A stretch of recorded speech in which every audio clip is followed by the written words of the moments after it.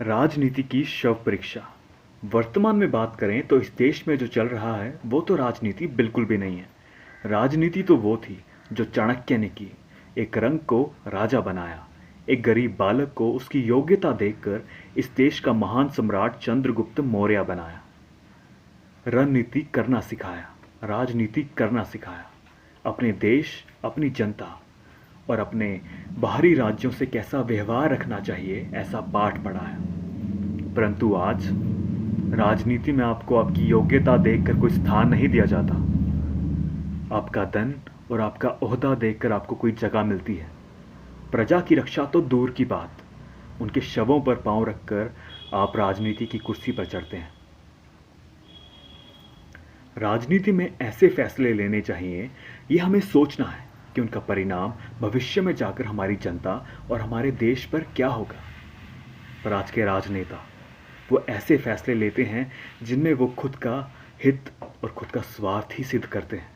बाकी जनता मरे, उन्हें कोई फर्क नहीं पड़ता। एक तरह से कहें तो आज की राजनीति का मतलब अपराध, गुंडागर्दी ही रह गया है। बात करें भाई भतीजावाद की, वो तो बीमारी की तरह फैलता ही जा रहा है। नेता का बेटा नेता, और जो हमारे देश का हित सोचने वाले हैं उनका तो कोई मौका ही नहीं दिया जा रहा। उनको या तो मार दिया जाता है या तो दबा दिया जाता है। बात करें अर्थव्यवस्था की, आज की राजनीति में अर्थव्यवस्था की व्यवस्था ही व्यर्थ हो गई है। इतना भ्रष्टाचार फैला दिया गया है कि हम कह सकते हैं अमीरों के लिए तो अमृत का प्याला और गरीबों के लिए विष हो चुका है। गरीबों की मौत दिखाकर पैसा जमा किया जा रहा है।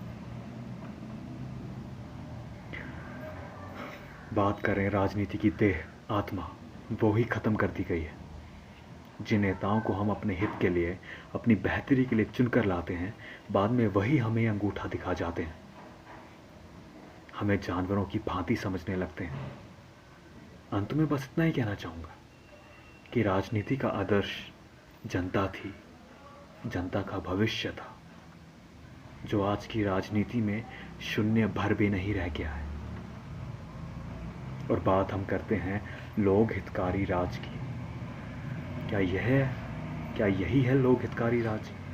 नहीं, ये लोक हितकारी राज नहीं है।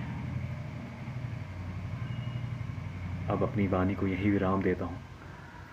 अगर राजनीति का या राजनीति की शव परीक्षा और करने बैठे तो शब्द कम पड़ जाएंगे। अपनी वाणी को यही विराम देता हूँ।